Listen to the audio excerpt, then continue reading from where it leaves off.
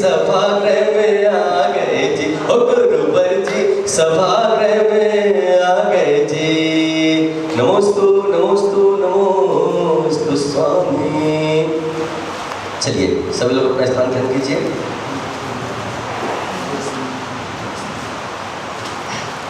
आज के चित्र नावड़ है तो श्री कांता देवी अजमेरा एवं श्री नमन चाची से निवेदन करता हूँ कि वे आए और त्रय गुरुवर त्रय आचार्यों के चित्र के अनावरण करने का सौभाग्य प्राप्त करें।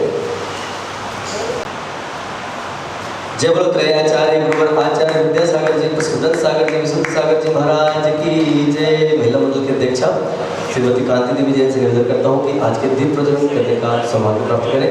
चाची से निवेदन करता हूँ बेकरी वाले चाची जी के साथ में आकर दीप प्रज्वलन करें। ज्योति से ज्योति जलाते चलो कि गंगा बहाते चलो, ज्योति से ज्योति जला के चलो, ज्योति से ज्योति जलाते चलो, ज्ञान की गंगा बहाते चलो, ज्ञान की गंगा बहाते चलो। जय बोलो आचार्य गुरुदेव श्री विद्यासागर जी, प्रसूदन सागर जी, विशुद्ध सागर जी महाराज की जय जय जय। चलिए आज के गुरुवर श्री देवेंद्र कुमार जी अजमेरा एवं कांता देवी जी अजमेरा, प्रभा चाची एवं फुले चाची से निवेदन करता हूँ कि वे गुरुवर के पास प्रक्षालन करने का सौभाग्य प्राप्त करें।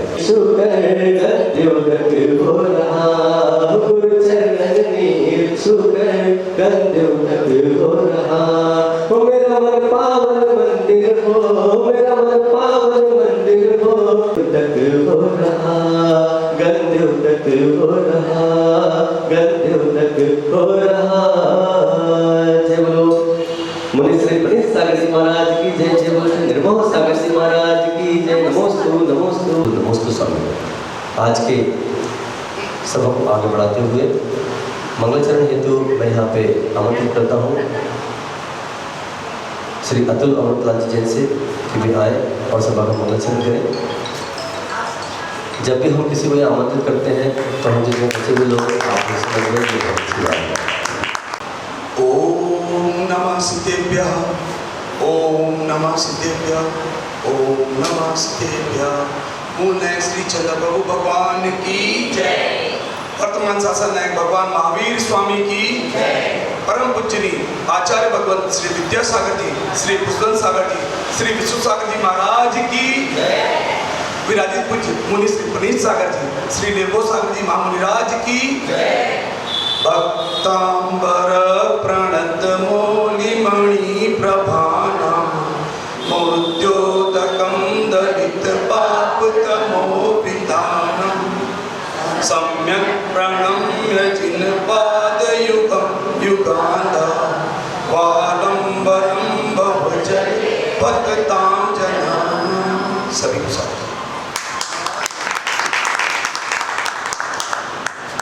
शास्त्र बैठे तो मैं यहाँ पे आमंत्रित करता हूँ श्री सुनील कुमार जी जैन निंदली वाले एवं महिला मैं आमंत्रित करता हूँ श्रीमती कांता देवी अजमेरा एवं श्रीमती ममता देवी जैन से निवेदन करता हूँ। शास्त्र के पीछे विराजमान है, आप आए। गिरीश भैया से निवेदन करता हूँ कि वे आए और गुरुवर को शास्त्र देखकर यह सौभाग्य प्राप्त करें।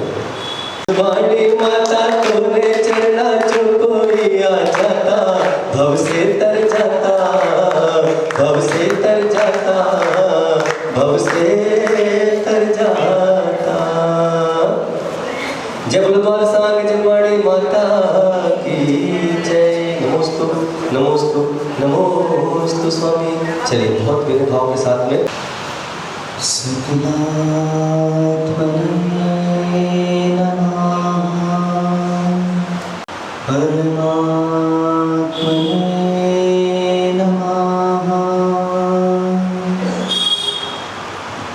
ज्ञानादित्यं जिनं नत्वा श्रीदं सर्वप्रकाशकं भक्त्या शान्तिसुधर्मौ च ज्ञानवैराग्यवर्धकौ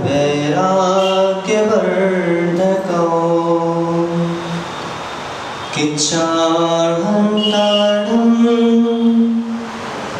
सिद्धाडं कहडमोगणहराडम् अझावैवकाडं साहुडं चैव सवेसु नमोऽनन्ताडं नमो सिद्धाडं नमो आयर्याडं नमो अझायाडं नमो सर्वसाहुडं।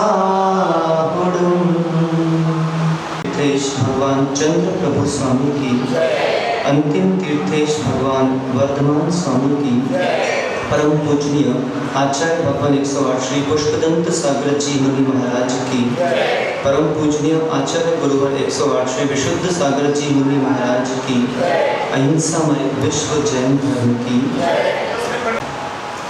सिद्धत्व, स्वात्म साधना, निर्ग्रंथता, तत्व प्रतीति व शुद्ध आराधना, जिन जिन जीवों ने तद पंचक्र प्रवृत्ति कर ली, वे सभी जीव पंचम गति के अन्वेषक बन पंचम गति को प्राप्त हो गए। पंचम गति की प्राप्ति विशुद्धि के अभाव में अभाव रूप है। विशुद्धि की प्राप्ति त्रिशुद्धि के अभाव में अभाव रूप है। इसलिए एक मुमुक्षु जीव, एक धर्मात्मा प्राणी मस्तिष्क में सूत्र रखकर स्थापित करता है, अपना जीवन यापन करता है, पहले त्रिशुद्धि और फिर विशुद्धि। इस विशुद्धि को वे ही जीव प्राप्त कर पाते हैं जिन्होंने अपने भावों को संभाल कर रखा है। इस विशुद्धि को वे ही प्राप्त कर पाते हैं जिन्होंने अपने उपयोग को संभाल रखा है। दो प्रकार के जीव इस संसार में हैं। पहले वे जीव जब निमित्त उपस्थित होने के पश्चात भी उन्हें अपने उपयोग पर, अपने भावों पर नियंत्रण करने की क्षमता है, और दूसरे वे जीव जिनको अपने भावों पर नियंत्रण करने की क्षमता नहीं है। तो जो अपने भावों को नियंत्रण करने की क्षमता नहीं बना पाते, उनको निमित्तों के पास जाना ही नहीं चाहिए है, उनसे दूर हो जाना चाहिए। चलायमान यंत्र है, जैसे आप मोबाइल कहते हैं अंग्रेजी भाषा में। अब आपके हाथ में अगर मोबाइल है, उस समय आपका ध्यान उन विषयों पे जा रहा है जिन विषयों पे ध्यान नहीं जाना चाहिए है। आप अपने आप को नियंत्रित नहीं कर पा रहे हैं, तो श्रेष्ठ यह है कि अपने आप को उस मोबाइल से दूर करने का अभ्यास प्रारंभ कर दें। आपके पास केवल ये दो ही उपाय हैं, तीसरा और कोई भी उपाय नहीं है। सिद्धांत चक्रवर्ती नैमिचंद्र देव ने जब ग्रंथराज श्री द्रव्य संग्रह जी की रचना की, तो उन्होंने जीव के 9 अधिकारों का व्याख्यान किया। जीवो ओगमो अमुत्तिकत्ता सदेह परिमानो बोधा संसारत्थो सिद्धो सो विश्व सोढ़ गई। जीव ओग, जीव उपयोगमयी है। जीव के उपयोग कितने प्रकार के? ओगो द्वयप्पो दंसन नाणम च दंसनम चलुदा चक्कु अचक्कु होई दंसन मत केवलम हृयम। उपयोग 2 प्रकार का, एक ज्ञान उपयोग, दूसरा दर्शन उपयोग। इसमें जो ज्ञान उपयोग है वो कितने प्रकार? ज्ञान उपयोग 8 प्रकार का। नाणमट्टव्यप्पम मदिसुधि होई अनान नानाणी मण पच्चय केवल मभि पच्चक परोक्ष भेयम च। नाणम अट्ठव्यप्पम, मति ज्ञान, शुद्ध ज्ञान, अवधि ज्ञान। अनान नानाणी, अज्ञान रूप और ज्ञान रूप, कुमति, कुश्रुत, कुअवधि, मंधा पर्य ज्ञान और केवल ज्ञान। ये 8 प्रकार के ज्ञान हुए। वहाँ पे जो दर्शन की व्याख्या कर रहे हैं, चक्षु दर्शन, अचक्षु दर्शन, अवधि दर्शन और केवल दर्शन। एक उपयोग का अर्थ यह हुआ। दूसरा उपयोग का अर्थ होता है कि यह वस्तु है और इस वस्तु का कैसे प्रयोग कर रहा है, एक यह अर्थ होता है। तीसरा उपयोग का अर्थ हुआ मन उपयोग, वचन उपयोग और काय उपयोग। यह जो ग्रंथ की वाचना यहाँ इस गोंदिया महाराष्ट्र पंचवर्ष का 4 मास क्या किए, चतुर्मास क्या कहें, जैसे पंचमास कहा जा सकता है, क्योंकि इस बार पूरे विश्व को यह ज्ञात है कि सामान्य रूप से चातुर्मास 104-105 दिन के होते हैं। हर तीसरे साल यह चतुर्मास 30 दिन बढ़ जाते हैं, जिसे माल मस कहा जाता है या लौंग का महीना कहा जाता है। तो इस बार का वर्ष 134 दिन का है, जो कि 2 जुलाई से 13 नवंबर तक चले हैं। तो 134 दिन यहाँ पे जिस ग्रंथ की वाचना चल रही है उसका नाम है भावत्रय फल प्रदर्शी। भावत्रय कल देखा था, शुभ भाव, अशुभ भाव और शुद्ध भाव। अब इसे अगर उपयोग में घटित करेंगे, अशुभ उपयोग, शुभ उपयोग और शुद्ध उपयोग। यहाँ पे आचार्य श्री कुंतु सागर जी महाराज ने यह ग्रंथ लिखकर इस वर्तमान में जो जीव राशि है, जो जीव विचरण कर रहे हैं, उनको यह संदेश दिया है कि आपको जो दिख रहे हैं उन्होंने ऐसा क्या किया जो वो बने, और आप ऐसा मत करो कहीं आप ना बन जाओ। जैसे कि बाहर आपको स्वान दिख रहा है, स्वान जिसे आप रात्रि जागर कह सकते हैं, जिसे कुक्कुर भी कहा जाता है, और आपको नहीं समझ में आ रहा है तो डीओजी साहब, तो जैसे वो डीओजी साहब बने, क्यों बने, तो इस ग्रंथ में आगे आ रहा हूँ। और हम भविष्य में ऐसा क्या नहीं करें कि हमको डीओजी साहब बनना पड़े। दोनों व्याख्या। वर्तमान में महिषी, महिषी जानते हैं आप? महिषी नहीं जानते? महिषी मतलब भैंस को महिषी बोलते हैं।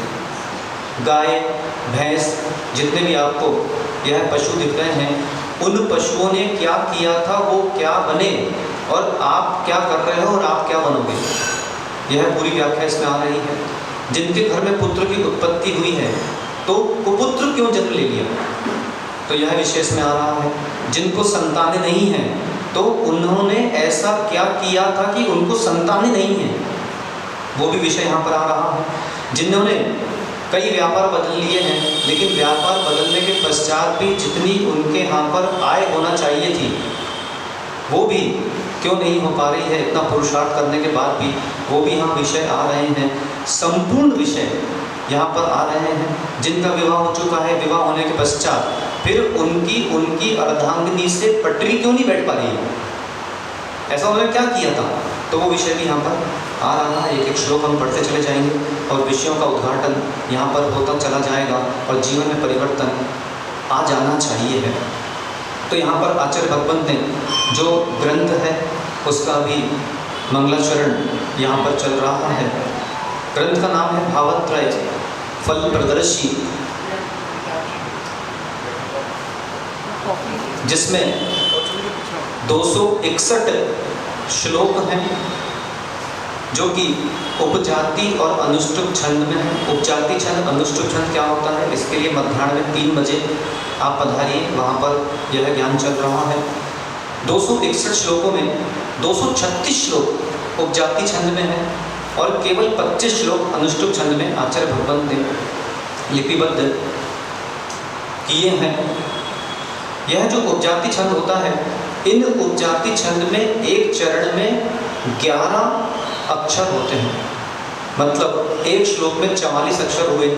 इस तरह 236 श्लोक उपजाति छंद में हैं, तो 236 में जब 44 का गुणा करते हैं तो 10,384 आता है।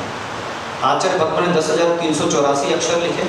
फिर 25 जो श्लोक हैं अनुष्टुप छंद में हैं। अनुष्टुप छंद का एक पाद 8 अक्षर प्रमाण होता है, एक श्लोक 32 अक्षर प्रमाण होता है। जब 32 अक्षर का 25 से गुणा करेंगे तो 800 आता है। इस तरह 10,384 और 800 मतलब आचार्य श्री कुंतु सागर जी महाराज ने 11,184 अक्षर लिखे।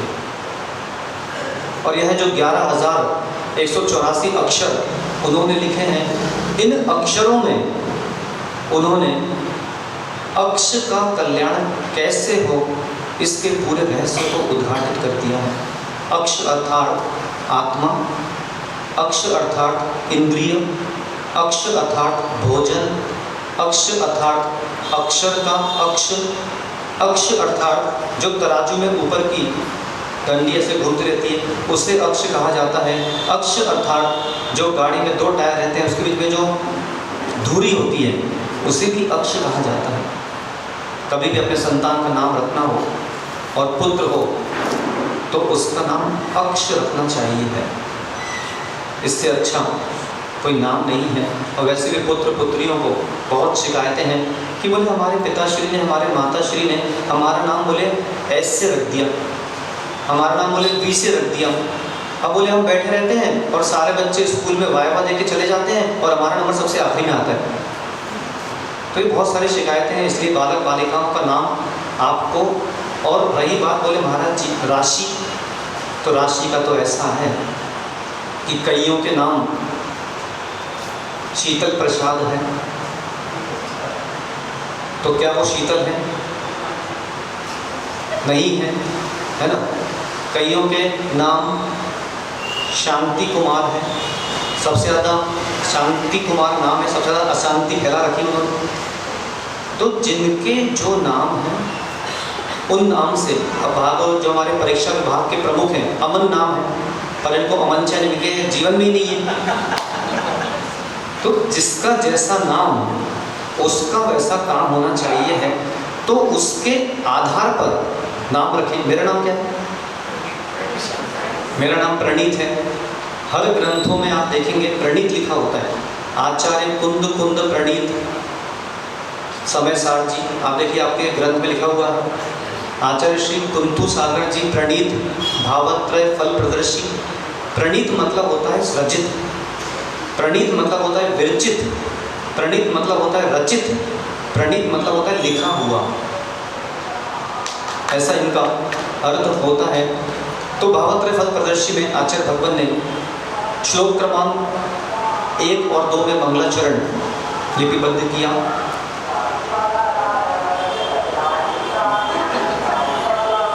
सुनिए क्या बोल रहा है वो। इस ग्रंथ का जो लक्ष्य है उस लक्ष्य को उद्घाटित कर रहा है। गाड़ी वाला आया भैया घर से कचरा निकाल, तो गाड़ी वाला अगर कोई है तो ये भावत्रय फल प्रदर्शी है, और कचरा कोई है तो जो अशुभ भाव है उसका नाम कचरा है। तो श्लोक क्रमांक 3 से लेके 120 तक अशुभ भावों का फल यहाँ पर अभी उद्घाटित होगा कि जीवों ने अपने जीवन में जो जो अशुभ कार्य कर रहे हैं, अशुभ उपयोग में लगे हैं, उनका फल उनको क्या मिलेगा। इस भाव में नहीं तो अगले भाव में, अगले भाव में नहीं तो भवांतर में, कभी ना कभी। फिर 121 से लेकर द्वितीय अध्याय प्रारंभ होगा। 183 श्लोक तक शुभ भावों का फल है, शुभ उपयोग का फल है। और 184 लेके 84 से 145 तक शुद्ध भावों का फल है। बाकी उपसंहार की गाथाएं हैं, श्लोक हैं, गाथाएं तो नहीं, क्योंकि मैंने आपको कहा था कि यह ग्रंथ प्राकृत भाषा में नहीं है, यह ग्रंथ संस्कृत भाषा में है। संस्कृत भाषा के जो पद्य होते हैं उन्हें श्लोक कहा जाता है, और प्राकृत भाषा के जो पद्य होते हैं इन्हें गाथा कहा जाती है। मंगलाचरण में यहाँ पे कल हमने विषय देखा था कि जिनेंद्र भगवान 3 विशेषणों से युक्त हैं, ज्ञानादित्य, श्रीदम और सर्व प्रकाशकम, कि वो आत्मज्ञान को उद्घाटित करने के लिए सूर्य के तुल्य हैं। वह अंतरंग और बहिरंग लक्ष्मी से सहित हैं और भविष्य में प्रदान करने वाले भी हैं, और 7 तत्वों को वो प्रकाशित करने वाले हैं। ऐसे जिनेंद्र भगवान हैं। जितने भी ग्रंथाकार होते हैं, ग्रंथाकारों की यह प्रज्ञा होती है, उनके कर्तव्य होते हैं कि पहले वो मंगलाचरण करें। जब तक मंगलाचरण प्रारंभ नहीं होता, जब तक हम मंगल आचरण को प्रारंभ नहीं कर सकते। मंगल देखें तो मंगल किसे कहते हैं? मंग धन ला और मम धन गल। मंगल शब्द देखा कि वहां पे लिखा है ऊपर, मंगलाचरण लिखा है इसमें, मंग धन ला और मम धन गल। मंग मतलब होता है सुख, जो सुख का वाची है, मतलब सुख को प्रदान करने वाला है, मंग धन ला, ला मतलब लालयति, जो सुख को लाए, और मंग धन, मम धन गल, मम मतलब पाप, गल मतलब गलाए, जो सुख को लाए और जो पापों को गलाए वो मंगल कहलाए। यह मंगल की परिभाषा है। दो प्रकार के मंगल, और मंगल की व्याख्या तिलोय पंडित जी ने, तिलोय पंडितकार ने की। दो प्रकार के मंगल हैं, निबद्ध मंगल और अनिबद्ध मंगल। निबद्ध मंगल अर्थात कि जब भी कोई भी ग्रंथकार अपने ग्रंथ का लेखन प्रारंभ करता है उस समय वह अपने मंगलाचरण में अपने इष्ट देव, अपने इष्ट गुरु को नमस्कार करता है, उसे श्लोक गाथा दोहे के रूप में लिपिबद्ध करता है, उससे निबद्ध मंगल कहा जाता है। और ग्रंथकार ने ग्रंथ प्रारंभ किया, अंतरंग में ही उन्होंने चिंतन कर लिया, सभी को नमस्कार हो, और ग्रंथ लिखना प्रारंभ कर दिया, उसे अनिबद्ध मंगलाचरण कहा जाता है। वैसे ही देखें तो मंगल की श्रेणी में मंगल कितने प्रकार के होते हैं? मंगल दो प्रकार के होते हैं, एक मुख्य मंगल और दूसरा होता है गौण मंगल। मुख्य मंगल से तात्पर्य है जो आदि में मंगलाचरण किया जाए, मध्य में मंगलाचरण किया जाए और अंत में मंगलाचरण किया जाए, उसे मुख्य मंगल कहते हैं। और गौण मंगल से तात्पर्य है कि पीली सरसों छेपड़ कर देना, बंधन द्वार बांध देना, दर्पण रख देना आदि आदि, यह जो क्रिया होती हैं इसे गौण मंगल कहा जाता है। वहीं पर मंगल देखें तो तीन प्रकार का भी मंगल है, सम्यक दर्शन, सम्यक ज्ञान, सम्यक चारित्र, अपने आप में मंगल है। मंगल 5 प्रकार का भी है, मंगल 4 प्रकार का भी है। 4 प्रकार का मंगल कौन सा? अरहंत मंगल, सिद्ध मंगल, साहु मंगल और केवली प्रणीत जो धर्म है यह मंगल है। मंगल 6 प्रकार का भी है, मंगल 5 प्रकार का भी है। पंच परमेष्टि अपने आप में मंगल है, और नाम मंगल, स्थापना मंगल, द्रव्य मंगल, क्षेत्र मंगल, काल मंगल और भाव मंगल, ये 6 प्रकार का मंगल है। आज हम स्वाध्याय करते हैं, सीधा मंगलाचरण छोड़ते हुए आगे की गाथाओं का अध्ययन करना प्रारंभ कर देते हैं। शास्त्रों का विरोधी बनता है, क्यों? क्योंकि उसे यह ज्ञान ही नहीं है कि लेखक ने किस मनोभाव से आपको यहाँ पर पूरा विषय का एक निर्देशन दिया है कि आप अपनी मानसिकता ये बना के पढ़िएगा, ये गति अवरोधक मद में आएंगे, ये घट्टे आएंगे तो देखकर चलिएगा। और आपने वो जाना ही नहीं, तुरंत गाड़ी उठाई और चल पड़े, गड्ढों में गिर जाओगे। इसलिए हमेशा हमको प्रारंभ से पढ़ते रहना चाहिए है।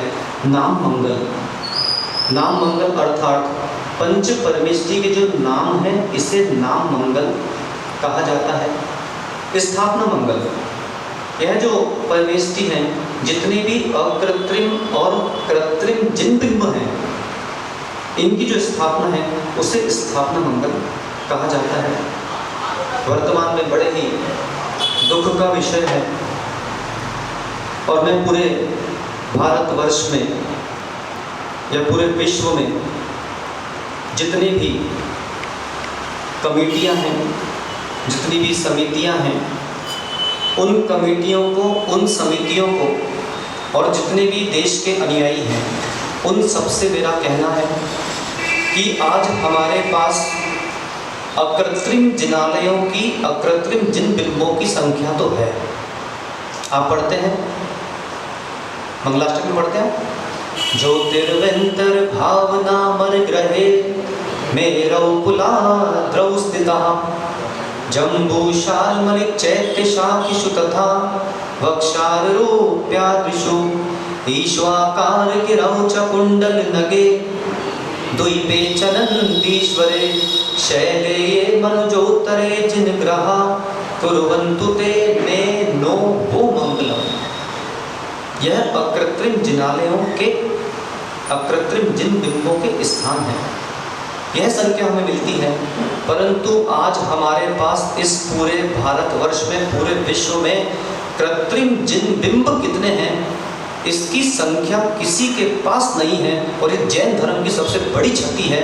मैं कहना चाहता हूँ पूरी समाज से कि अब सब अपने मंदिरों में जाएं, और अपने मंदिरों में जाने के बाद जहाँ जहाँ जो भी है, सारे प्रमुख, सारे ट्रस्टीगण मंदिरों में जितने भी जिन बिंब हैं उन जिन बिंबों के चित्र लेकर, उनकी प्रशस्तियों के चित्र लेकर एक एक एल्बम बनाकर भारतीय तीर्थ क्षेत्र कमेटी, पुरातत्व विभाग, इंटरनेशनल आर्कियोलॉजिकल डिपार्टमेंट, अपना नगर निगम, पुलिस थाना, हर जगह पर उसका रिकॉर्ड होना चाहिए। क्योंकि आज देख रहे हैं प्रतिमाओं की चोरियां हो रही हैं, प्रशस्तियों की चोरियां भी हो रही हैं, और यह रिकॉर्ड अगर आपके पास नहीं रहा तो भविष्य में न जाने कितने जिनबिंब हमारे पास बचेंगे और कितने जिनबिंब गायब कर दिए जाएंगे। तो आचार्य भगवंत यहाँ पर जो मंगल की व्याख्या कर रहे हैं, अकृत्रिम और कृत्रिम जिनबिंब जो है, यह स्थापना मंगल है। द्रव्य मंगल में जो आचार्य, उपाध्याय और साधु के शरीर हैं, ये अपने आप में द्रव्य मंगल श्रेणी में लिए जाते हैं। क्षेत्र मंगल, क्षेत्र मंगल किसे कहा जाता है? सुनील मामा जी, क्षेत्र मंगल किसे कहा जाता है? हिरेश जी, ट्रस्टी महोदय, क्या वह क्षेत्र मंगल है जहाँ पर हम अपना व्यापार चला रहे हैं? क्या वह क्षेत्र मंगल है जहाँ पर हम अपने ग्रह में आवास करके सावध्य आदि कार्य कर रहे हैं? क्या वह क्षेत्र मंगल है जहाँ पे हम मल क्षेपण करने जा रहे हैं? वे क्षेत्र मंगल की श्रेणी में नहीं आते हैं। मंगल की श्रेणी में वे क्षेत्र आते हैं जहाँ पर योगियों ने ज्ञान अभ्यास किया है, ध्यान अभ्यास किया है। एक विषय मैं उद्घाटित करूँगा जो कि 21 दिन में भी एक बार विषय आया था, निषदिका। निषदिका 17 प्रकार की निषदिका स्थान होते हैं। अभी तक हम नसिया जी से केवल इतना ही समझते हैं जहाँ पर किसी का समाधि मरण हो गया हो और वहाँ पर छतरी बना दी गई हो, इसका नाम ही नसिया, इसका नाम निषदिका है। ऐसा नहीं है। आचार्य भगवान गौतम स्वामी ने ग्रंथराज श्री प्रतिक्रमण त्रय जी में 17 प्रकार के निषदिका स्थानों की व्याख्या की, वो भी हम समझते हैं। क्षेत्र मंगल में ध्यान आदि ज्ञान अभ्यास किया है, जहाँ से सिद्ध बने हैं वह पावापुर जी, कैलाश पर्वत, उज्जैन पर्वत, गिरनार जी और शिखर जी, चंपापुर जी आदि, ये क्षेत्र भी क्षेत्र मंगल की श्रेणी में आते हैं। और आप देखें तो जहाँ पर जिसने दीक्षा धारण की, उसका दीक्षा जहाँ धारण की है, गोंदिया में दीक्षा हुई क्या कभी? कब हुई थी? कितने साल हो गए? हाँ, कहाँ हुई थी? कहाँ, कौन से स्थान पर? श्रेष्ठ यह है कि जिन स्थानों पर दीक्षाएं होती हैं, उन स्थानों को भी समाज को दीक्षा स्थान के नाम से अलंकृत कर देना चाहिए, जिससे कि भविष्य में जिनकी दीक्षाएं हुई हैं उनका एक स्मृति चिन्ह के रूप में समाज में वह चिन्ह रहे, ताकि सभी को स्मरण हो कि हाँ ये स्थान दीक्षा स्थली है। आज क्षेत्र जहाँ जहाँ से केवल ज्ञान प्राप्त हुआ वह भी क्षेत्र मंगल है। हर समाज में अभी यहाँ पर जैसा कि मुझे सूत्रों से ज्ञात हुआ है कि नवीन भवन का यहाँ पे निर्माण प्रारंभ होने वाला है। अगर स्थान बचता है, आज तक देखते हैं कि किसी ने उठा के कोई भी पेड़ लगा दिया, कोई भी पेड़ नहीं, जो 24 भगवान के केवल ज्ञान के जो वृक्ष हैं उन वृक्षों का आरोपण करिए आप। हम लोग महाराष्ट्र में गए थे, एक क्षेत्र है महाराष्ट्र में जहाँ पर पूरे 24 भगवान के बड़े बड़े केवल ज्ञान के वृक्ष लगे हुए हैं, और नीचे वहाँ पे उन भगवानों का नाम लिखा हुआ है कि कौन से भगवान को कहाँ से केवल ज्ञान प्राप्त हुआ, कौन से वृक्ष के नीचे उन्होंने स्थापना की थी। उसको भी हम अपना जो 7.25 वाला बाल शिक्षा का सत्र चल रहा है उसमें इसको विषय को अवश्य लेंगे। तो यह सब क्षेत्र मंगल है। साथ ही साथ 3.5 हाथ से 525 धनुष प्रमाण, यह जो आत्म प्रदेश है, यह वायु प्रदेश है, यह भी क्षेत्र मंगल की श्रेणी में आता है। शिखर जी जाते हैं, शिखर जी में जब भी आप टोकी वंदना करते हैं तो आप ऊपर देखते हैं, ऐसा करते हैं, क्योंकि वहाँ जो टोंके बनी हुई वो तो प्रतीक चिन्ह है। तो उसी स्थान से वो पूरा आकाश प्रदेश जो है पूरा आकाश का क्षेत्र है, उसे भी क्षेत्र मंगल की श्रेणी में लिया जाता है। ऐसा काल मंगल, काल अर्थात जिन जिन के जो दीक्षा काल है, जिन जिन के जो केवल ज्ञान काल हैं, जिन जिन के जो निर्माण काल हैं, वह ये काल मंगल कहा जाता है। फोटो प्रतीक चिन्ह है, ठीक है, आपके जो इष्ट देवता हैं, इष्ट आपके गुरु हैं, आप उनकी फ़ोटो लगा रहे हैं, परंतु फ़ोटो के साथ साथ जो हमारे 24 भगवान हैं, उन 24 भगवानों को कहाँ से केवल ज्ञान प्राप्त हुआ, कितनी किसकी आयु थी, किसके कौन से पिता थे, किसकी कौन सी माता थी, किनको कहाँ से निर्माण प्राप्त हुआ, किन्होंने कहाँ से केवल ज्ञान प्राप्त हुआ, कम से कम एक सूची वो तो टांग दो। ये बड़ा गंभीर विषय है। विषय इसलिए, डॉक्टर शीतल बेटा है क्या? बेटा है, बेटी है। डॉक्टर शीतल की संतान जिनालय आए। अब जिनालय में एक व्यवस्था और आपको करना होगी कि मुख्य द्वार पर एक श्याम पट्ट होना चाहिए और जिस दिन जिसका जो कल्याणक है उस भगवान का कल्याणक और वहाँ पे उनका नाम लिखा होना चाहिए। ये इसलिए क्योंकि आज शीतल की संतान जब जिनालय आएंगे तो जिनालय में वो पद पहुँचेंगे तो किसी पूछे भाई आज क्या है, बोले आज हमारे मामा का बर्थडे है, ऐसा बोले। तो वहाँ पे उसको ये तो पता है कि उसके मामा का जन्मदिन है, लेकिन उसको ये नहीं पता कि आज शीतलनाथ भगवान का ज्ञान कल्याणक है। सोचिए आप जब विद्यालय जाएंगे, विद्यालय जाने के बाद भाई आज किस किस का जन्मदिन, हाथ उठाइए, तो वो बालक खड़ा होगा, आज हमारे 10वें तीर्थंकर शीतलनाथ भगवान का केवल ज्ञान कल्याणक है, उनका जन्म महोत्सव है आज। तो वहाँ पर जैन धर्म की प्रभावना होगी। आप सबने जैन धर्म को 4 दीवारी में बंद करके रख दिया है। जैन धर्म की प्रभावना जैनों के बीच में तत्व का उपदेश चले तो नहीं है, अजैनों के बीच में जाकर उन्हीं के क्षेत्रों पर हम तत्व का उपदेश कर आए, उसका नाम जैन धर्म की प्रभावना है। लेकिन क्या करें, आजकल समाजों में ऐसा देखने में आता है कि समाजों ने वक्ताओं को जकड़ लिया है। रोको मत, बहने दो, सूत्र ध्यान रखना, रोको मत बहने दो। अब कितना कष्ट होता है, बोले महाराज जी आप इतना गर्मी में कैसे यहाँ पे रह रहे हैं, पसीना बह रहा है, कैसे आप सहते होंगे। तो मैं उनको कहता हूँ रोको मत बहने दो, मोक्ष मार्गी हूँ सहने दो। साधुओं को भी बांध के नहीं रखना, क्योंकि अगर बंध जाएंगे, पानी अगर बंध गया तो सड़ जाएगा। पानी अगर बंध गया तो सड़ जाएगा और व्यक्ति बंध गया तो अकड़ जाएगा। आप सोचो, अकड़ जो शब्द है, इस अकड़ शब्द में जिनकी भाई कोई मात्रा नहीं है, कभी देखा कहीं पे देखा हो ना, अकड़ लिखा हो कहीं पे, अकड़, तो इस अकड़ शब्द में कहीं पर भी कोई भी मात्रा नहीं है, लेकिन सबसे ज़्यादा इन्हीं की मात्रा है। देखिए कितने कितने कितने रहस्य छुपे हुए हैं।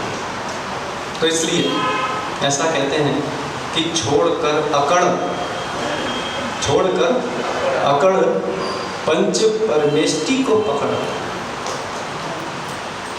काल मंगल कहते हैं, और जो भाव मंगल है वह शुद्ध जीव द्रव्य पंच परमेष्टि की जो आत्मा है, इन्हें भाव मंगल कहते हैं। ऐसा इस मंगल के साथ आचार्य श्री कुंतु सागर जी महाराज ग्रंथराज श्री भावत्रय फल प्रदर्शी जी का मंगलाचरण कर रहे हैं, जिसमें पहले उन्होंने जिनेंद्र देव को नमस्कार किया। शास्त्र, हम कहते हैं देव शास्त्र गुरु, तो जो शास्त्र है वो मध्य है, वह देव के पास भी ले जाएगा, वह गुरु के पास भी ले जाएगा। आपने देव की वंदना कर दी, लेकिन ज्ञान किसने दिया था? आपने देव की वंदना कर दी, आपको दीक्षा किसने दी? उनकी वंदना कौन करेगा? तो आचार्य कुंतु सागर जी को इसका भी ज्ञान था कि मुझे देव और गुरु दोनों की वंदना करना चाहिए। तो प्रथम पंक्ति में उन्होंने देव की वंदना की और दूसरे पंक्ति में उन्होंने गुरुओं की वंदना की। ज्ञानादित्वम जिनम नत्वा श्रीदम सर्व प्रकाशकम भक्त्या शांति सुधर्मोचा ज्ञान वैराग्य वर्धकौ। भक्त्या अर्थात भक्ति से शांति और सुधर्म, दो शब्द यहाँ लिखे हैं। तो जिनको यह ज्ञात नहीं होगा कि कुंतु सागर जी के गुरु कौन हैं, तो वो शांति नाम से शांतिनाथ भगवान समझ लेंगे, जबकि यहाँ पे शांति सागर जी आचार्य जो हैं वो आचार्य श्री कुंतु सागर जी के गुरु हैं।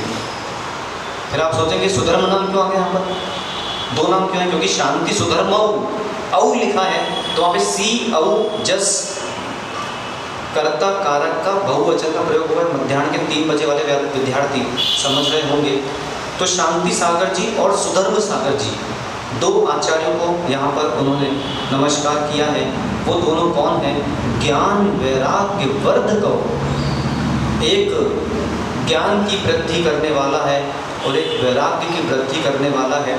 जो शांति सागर जी महाराज हैं उन्होंने दीक्षा दी आचार्य कुंतु सागर जी महाराज को, तो उन्होंने उनके वैराग्य का वर्धन किया। और जो सुधर्म सागर जी महाराज हैं इन्होंने ज्ञान दिया कुंतु सागर जी महाराज को। तो आचार्य श्री सुधर्म सागर जी महाराज कुंतु सागर जी के विद्या गुरु हैं और आचार्य श्री शांति सागर जी महाराज कुंतु सागर जी के दीक्षा गुरु हैं। ऐसा यहाँ पर नमस्कार करके, और वैसे भी वे जीव धन्य हैं जिन जीवों को जहाँ से जो ज्ञान प्राप्त हुआ है उसमें अपना लेबल लगा के प्रचार नहीं करते, लेबल उन्हीं का लगाते हैं और फिर यह कहते हैं कि उनका सूत्र है, मैं आपसे मुख से कह रहा हूँ।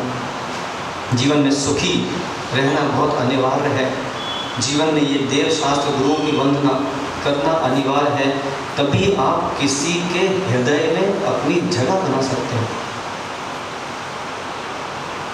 अशुभ उपयोग में जीवन जीते जीते, अशुभ भाव करते हुए जीवन जीते जीते इतना समय व्यतीत हो गया, लेकिन अशुभ भावों से निवृत्ति का उपाय एक थाली से दूसरी थाली में पूजन का द्रव्य चढ़ाने से भी मिल रहा है क्या? पूछ रहा मैं उन माताओं से, उन पुरुषों से पूछ रहा हूँ जिनको 30-30, 40-40 वर्ष हो गए एक थाली से दूसरी थाली तक द्रव्य चढ़ाते हुए, मिला आपको? अगर 40 साल द्रव्य चढ़ाते हुए हो गए फिर भी आपकी द्रव्य दृष्टि नहीं बन रही है, तो वह द्रव्य चढ़ाना भी निरर्थक है, ऐसा है? नहीं है, क्योंकि वो भी कभी ना कभी पुण्य अर्जन करता चला जा रहा है, वो भी हमको फल देगा। परंतु यह आपको अब मस्तिष्क बना लेना चाहिए है कि मुझे इसके अलावा कुछ और करना पड़ेगा तब काम बनेगा, उससे काम नहीं बनता। एक व्यापारी होता, उसने एक व्यापार क्षेत्र खोला और उस व्यापार क्षेत्र से जब उसको घाटा लगता जा रहा है, फिर भी अगर वो उसी व्यापार को निरंतर करता चला जाए तो उससे अज्ञानी व्यापारी संसार में नहीं है। अब अपने आप को परिवर्तित कैसे करना है, ये सबसे महत्वपूर्ण विषय है। यही इस ग्रंथ में बता रहे हैं कि आप अशुभ उपयोग में वर्षा योग जो होते हैं, स्मृति परिवर्तन सभाएं, यह जो होती हैं, यह स्मृति परिवर्तन सभाएं इसलिए होती हैं कि आप अशुभ उपयोग से शुभ उपयोग में आए। आज आपको मध्याह्न में 7:15 बजे कक्षा का समय क्यों रखा मैंने? 7:15 से 8 की कक्षा का समय इसलिए रखा क्योंकि जिस समय आप प्रातः काल प्रमाद कर रहे होंगे, उस प्रमाद में जो अशुभ उपयोग लग रहा है वहाँ से आप यहाँ आइए और श्रुत का श्रवण कीजिए, श्रुत का पान कीजिए, जिससे शुभ उपयोग बने। फिर भी जो 7:15 वाली कक्षा में नहीं आ रहे हैं, मुझे नहीं पता वो कहाँ कहाँ जा रहे हैं, कहाँ जाना था, कहाँ चले गए। सुनो सोती आत्मा, जिनको बहुत प्रमाद है, कहाँ जाना था, कहाँ चले गए, ना जाने तुम किससे चले गए। और जब यही शमशान में मुक्ति धाम में गए तो तुम्हारे लोगों ने कहा कि अच्छा हुआ जैन साहब भले गए। कहाँ जाना था। एक वे जीव हैं जो दिल में उतर जाते हैं। देखिए आप संसार में कितने प्रकार के विवेश जीव रह रहे हैं। एक वे जीव हैं जो दिल में उतर जाते हैं और एक वो जीव हैं जो दिल से उतर जाते हैं। हम कौन से? हम पहले वाले वे होते हैं, पहले वाले वे होते हैं जो 7:15 बजे यहाँ आते हैं, घर पे नहीं सोते हैं। और जो 7:15 बजे यहाँ नहीं आएगा वो जीवन भर घर पर तकियों में और बाथरूम का नल चला के रोते हैं। 2 ही उपाय आंसू बहाने के, या तो तकिया या आपका जो स्नानालय है उस स्नानालय का नल चला दिया। क्यों? ताकि वो बाल्टी भरने की आवाज़ आएगी तो सिसक सिसकी की आवाज़ नहीं आएगी। ऐसे ही माता, मैं तो आपको इतना संदेश देना चाहता, जीवन में कितना ही दुख हो, कितना ही दुख हो, जितना चाहे बंद कमरे में रो लो, जितना चाहे बंद कमरे में रो लो, पर जब भी दरवाज़ा खोलो हंस के खोलो। लेकिन क्या करें, स्वयं अशुभ भावों में डूबा है और दूसरे को अशुभ भावों में डुबा दिया। उससे बड़ा घाती और कोई नहीं है। उसने भावों का घात कर दिया। इसलिए हे श्रावकों, यह जो ग्रंथ है, आप सुखी रहना चाहते हैं? नीतीश भाई, सुखी रहना चाहते हैं? तो उसका क्या उपाय है? अजमेरा जी, ट्रस्टी महोदय, सुखी रहने का क्या उपाय है? अंकित भाई, रामदेव कॉलोनी, सुखी रहने का क्या उपाय है? अगर लाइफ में सुखी रहना चाहते हो तो वाइफ को सुखी रखो। ये बहुत गहरा रहस्य है। जिस परमेश्वर के जीवन में उसकी पत्नी सुखी नहीं है, वो जीवन में कभी सुखी रह नहीं सकता। क्योंकि यह ग्रंथ चल रहा है अशुभ भाव, शुभ भाव और शुद्ध भाव पर। मैं आपको चुनौती देता हूँ पूरे ब्रह्मांड को कि जब जब भी आपके परिणामों में विकृति आएगी, अशुभ भाव होंगे, वो विकृति दिलाने वाला और कोई नहीं होगा। जो आपके बाजू में होगा वही होगा। जिसको आप मानते इष्ट, वही देता सबसे बड़ा कष्ट। और ये निश्चित है। चीतल जी गलत तो नहीं बोल रहा, ये बिल्कुल निश्चित है। इसलिए हे माताओं, हे पुरुषों, आप समझ नहीं पाए। विवाह हुआ आपका? चीतल जी विवाह हुआ? अच्छा, कितने फेरे लगे थे आपके विवाह में? 7 लगे थे। आप कितने में आगे थे? आप 6 में आगे थे। सुनील कुमार जी, आप कितने में आगे थे? सुशांत भाई, विवाह हुआ ना? कितने फेरे में आगे थे? हैं? अमन, तुम्हारा तो वही, तुम क्या बता रहे इसको? अरे जिंकी से पूछ लेते हैं। जिंकी भाई, विवाह हुआ? कितने फेरे में आगे थे? अच्छा। अंकित भाई, विवाह में कितने फेरे में आगे थे?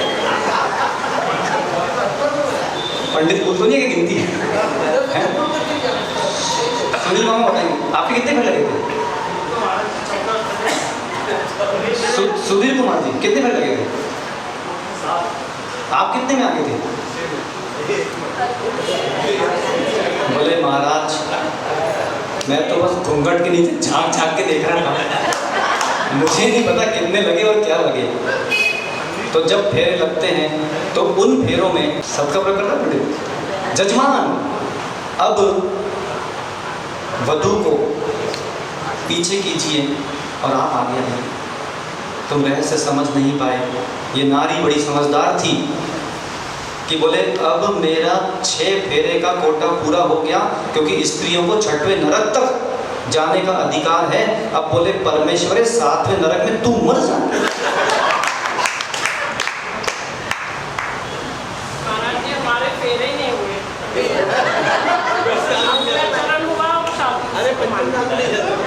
इसलिए हे पुरुषों, तुम समझ नहीं पाए। अंग्रेजी भाषा में एक शब्द होता है जो कि युवती के लिए प्रयोग किया जाता है, गर्ल। GIRL, उसका फुल फॉर्म क्या है?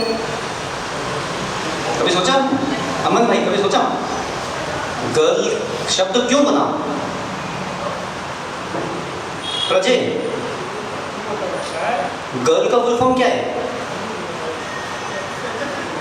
जितने भी युवा हैं जिनका विवाह नहीं हुआ है या जिनका हो भी गया और उनको लग नहीं रहा है कि अभी मेरा हुआ है, वैसे भी हैं, तो उनसे कहना है कि जब जब भी युवतियों पर दृष्टियां जाएं तो उस समय तुरंत आदेश, गर्ल का फुल फॉर्म क्या है?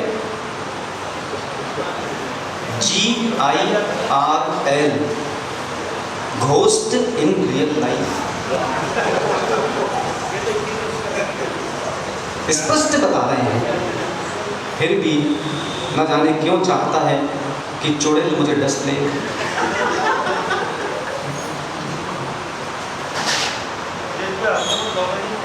विवाह कर लिया सुशांत भाई विवाह किया, पत्नी को अंग्रेजी भाषा में क्या कहते हैं? उसकी स्पेलिंग क्या है? उसका मतलब क्या है? वो भी नहीं पता। WIFE मतलब वरीज इनवाइटेड फॉर एवर। पर क्या करें, रिज जैसे लोग समझ नहीं पाए। इसलिए है शराबा को अपने जीवन में परस्पर में ही हमें ऐसे निमित्त ढूंढना होंगे कि कौन हमारे अशुभ भावों का हेतु बन रहा है, कौन हमारे शुभ भावों का हेतु बन रहा है।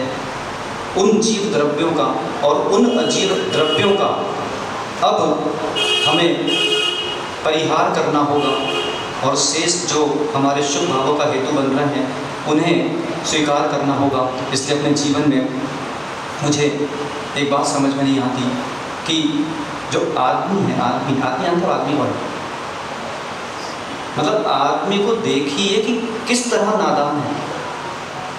सोचो, आदमी को देखिए कि किस तरह नादान है, भरोसा नहीं है पल का और उसके पास 100 साल का सामान है। ऐसी स्थितियां हैं। तो आज का यह सूत्र स्मरण करके जाएंगे। भरोसा नहीं है पल का, भरोसा नहीं है पल का, हो जा हल्का। यह जो अशुभ भावों का भार उठा रखा है, इन अशुभ भावों से अब हल्का होना होगा और उसके लिए केवल एक ही उपाय है। यह जो चेतन परिग्रह है और अचेतन परिग्रह है, इनसे कैसे मुक्त होता है? क्योंकि जहाँ जहाँ परिग्रह है वहाँ वहाँ अशुद्धि है और जहाँ जहाँ परिग्रह रहित है वहाँ वहाँ विशुद्धि है। प्रतिदिन ध्यान करते रहना चाहिए है। निसंगो हम है अशुद्धि कम, ससंगो हम है विशुद्धि कम।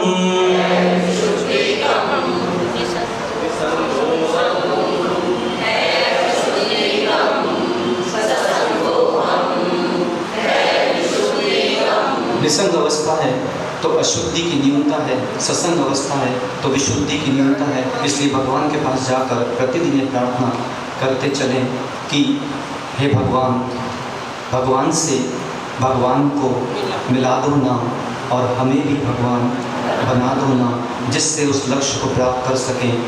वहीं हो संस्कार जहाँ नहीं हो बार बार। भगवान चंद्र प्रभु स्वामी की जय बोलो श्री पंडित सागर जी महाराज की जय। दोपहर के सत्र में आपसे फिर मुलाकात होगी। जिन किसी को भी और पाठशाला में नाम लिखाने हो वे हमारे पास नाम लिखा सकते हैं, और भी जो चीज़ों की सुविधाएं उनको कमी होगी उसके लिए हमसे संपर्क करें। चलिए हम गुरुवर के तरफ की ओर बढ़ रहे हैं। अरमानों की थाली चोरी नैनों में जल भर लाया, सुन दिल भावों की केसर ले जिन सावे सोम्र। साक्षात विराजमान आचार्य गुरुदेव विशुद्ध सागर जी महाराज गोंदिया नगर में साक्षात विराजमान गुरु श्री पंडित सागर जी थे निर्मल सागर जी के चरणों में त्रिकाल नमस्ते करते हुए दीपम धूपम बदल संपूर्ण अर्घ्य निर्वपावते करेंगे। जब के ज्ञान से